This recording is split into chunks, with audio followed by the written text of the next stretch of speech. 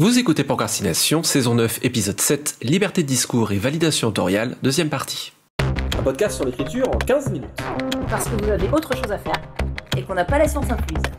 Avec les voix de Mélanie Fazi, Estelle Fay et Lionel Delous.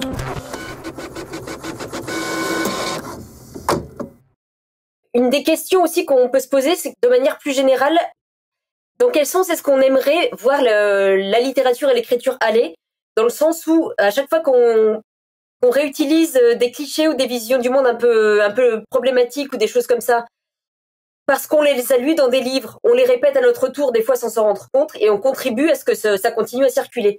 Je vais prendre un exemple très, très concret.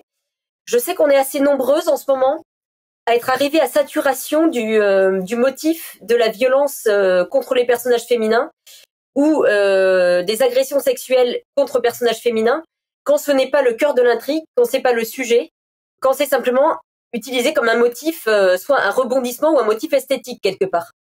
Que je peux faire remonter à Edgar Poe avec cette espèce de romantisation de la mort des femmes, etc. Je me suis aperçue récemment qu'on est nombreuses à arriver à saturation de ça, et que la dernière fois que j'ai eu un texte dans lequel je devais faire mourir un personnage féminin, moi j'ai eu cette espèce de grosse lumière rouge qui s'est allumée dans ma tête, qui dit, surtout quoi qu'il arrive, tu ne vas pas dans cette direction-là. Sinon, ça amène le texte dans quelque chose qui est complètement gratuit, qui commence à être un vrai problème, et si on montrait, en fait, par l'exemple, qu'il est possible de faire autre chose. J'ai l'impression que chaque fois qu'on évite d'utiliser ces schémas, justement, qu'on ne peut plus voir en peinture, ou qu'on trouve problématiques, à chaque fois, on contribue un tout petit peu à infléchir vers une autre direction, et peut-être à donner l'exemple à d'autres personnes. Alors, c'est un micro-pas à la fois, mais qu'il y a aussi cette question à se poser. Qu'est-ce que je veux voir devenir la littérature, l'écriture? Dans quel sens est-ce que j'ai envie que le discours général penche plutôt que dans quel autre? Bah oui, et après aussi, moi ce que je vois du côté des littératures et des cultures de genre, qui pour le coup sont voilà, un des trucs qui m'a formée. Enfin, je viens des cultures de genre, je viens du cinéma d'horreur et tout. Mais notamment dans le cinéma d'horreur, il y a une grande question qui se pose. Je vois des gens encore qui veulent répéter d'anciens motifs sans trop les questionner parce que c'est la tradition de notre cinéma. Par exemple, donc dans les genres hyper problématiques, il y a le rape and revenge.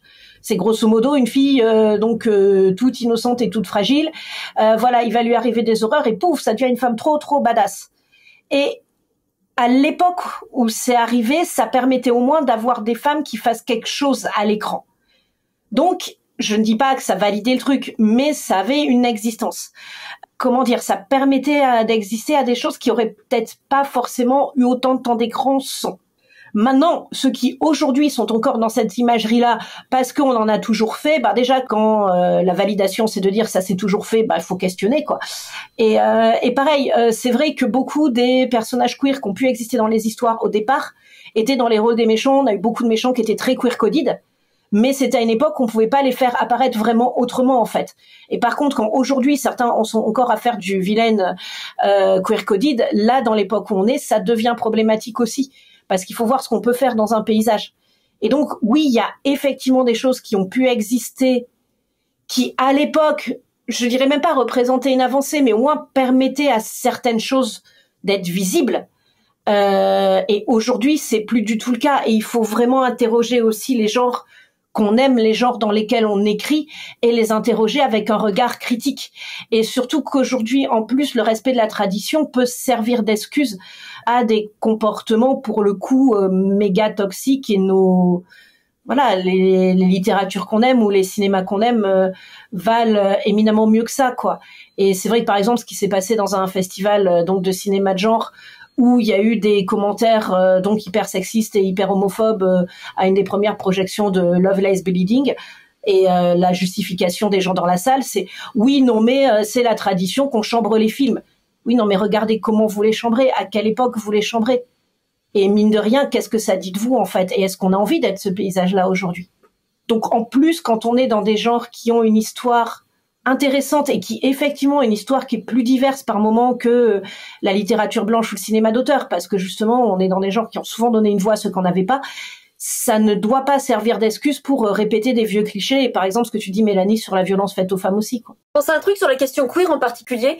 Parce qu'effectivement, je suis totalement d'accord avec ce que tu viens de dire. J'ai été marquée récemment par une interview d'un auteur qui s'appelle Eric Larocca. Il se trouve que j'ai traduit une de ses novellas qui s'appelle, je sais pas encore son titre français, mais en anglais c'est Things Have Gotten Worse Since We Last Spoke.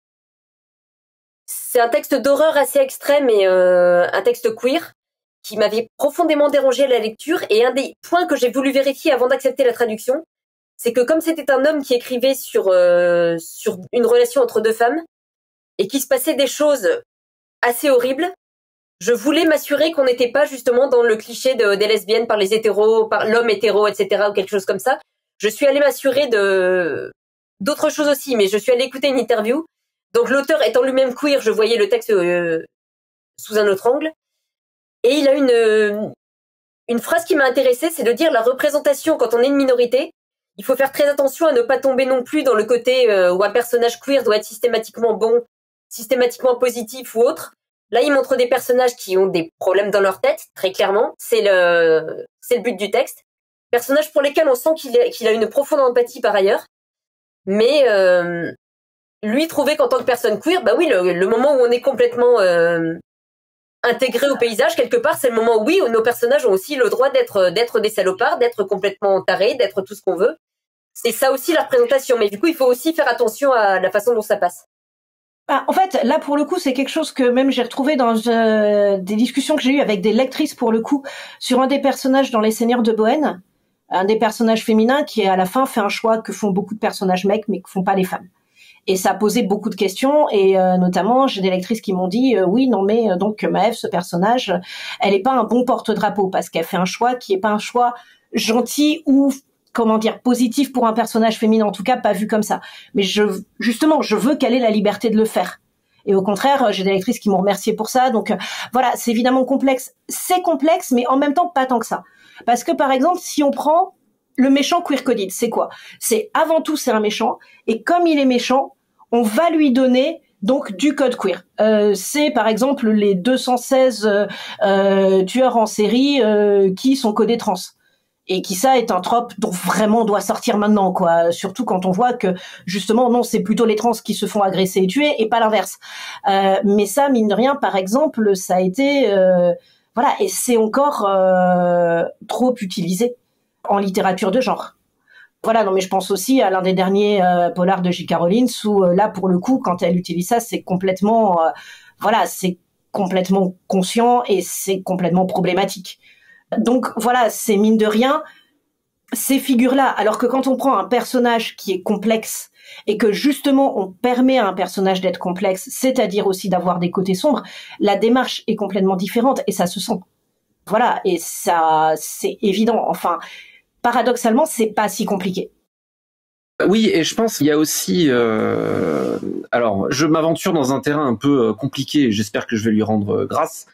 Et avant toute chose, je parle à toi, Internet, ne me fais évidemment pas dire ce que je n'ai pas dit.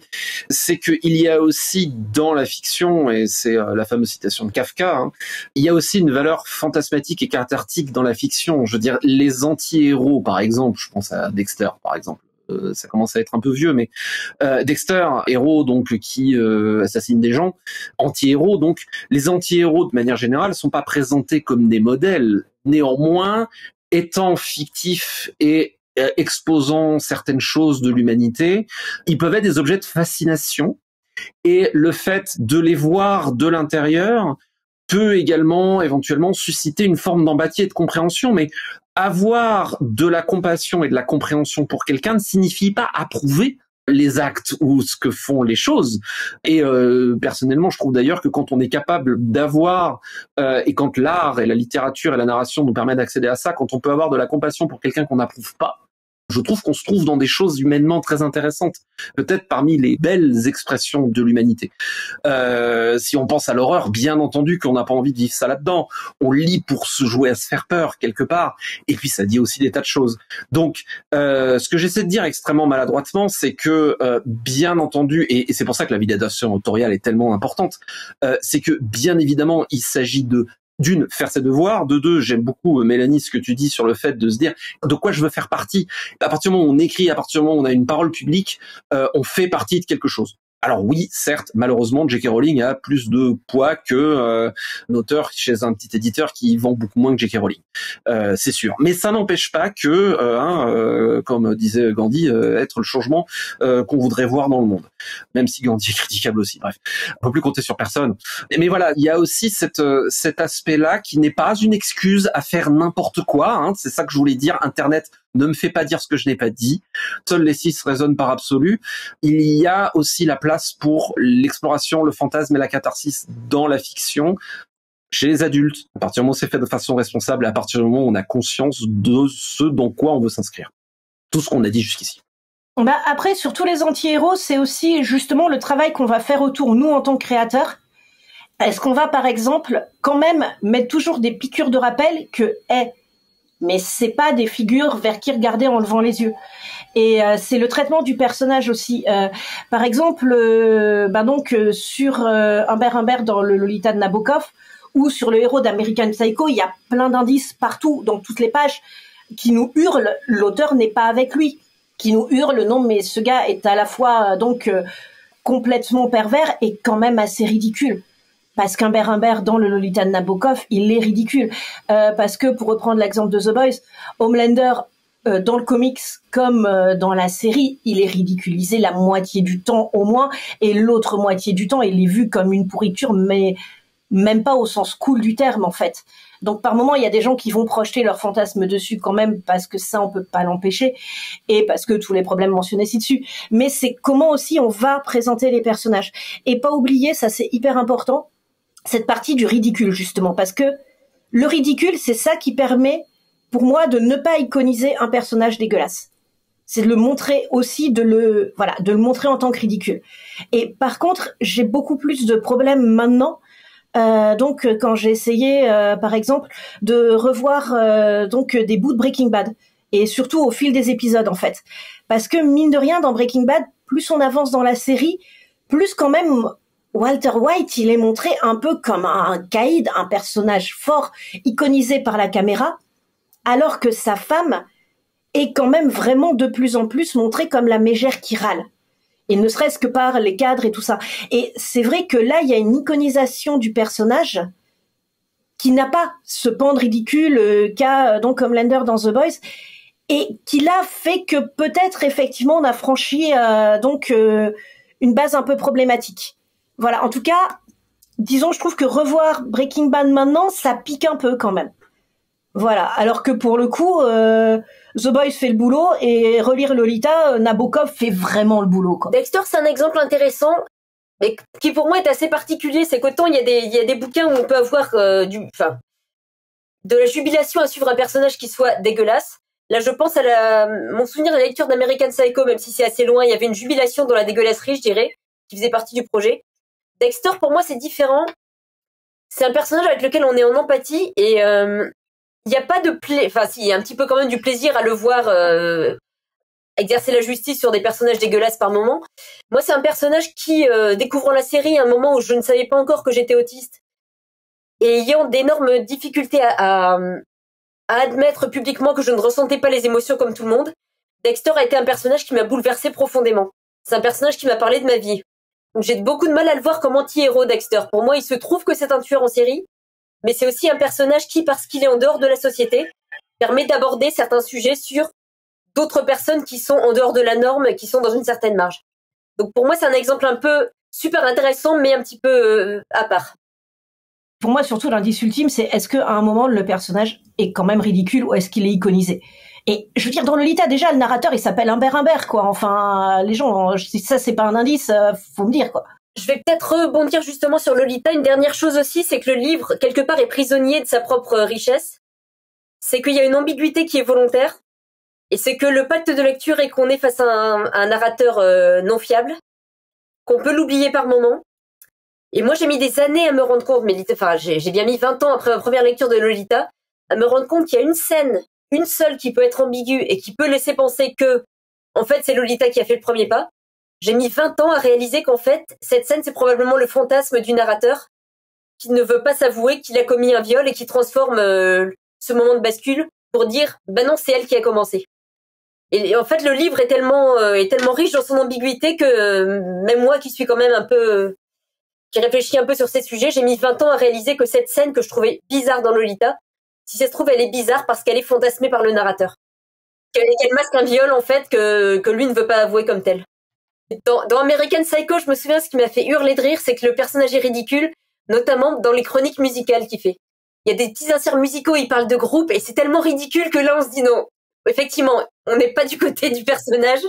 L'auteur se fout de sa gueule tout du long. Ça, j'avais trouvé ça brillant. Petite citation pour terminer. Citation de Susan Sontag. Un auteur, je crois, c'est quelqu'un qui prête attention au monde. C'était Procrastination, merci de nous avoir suivis. Maintenant, assez procrastiné, allez écrire.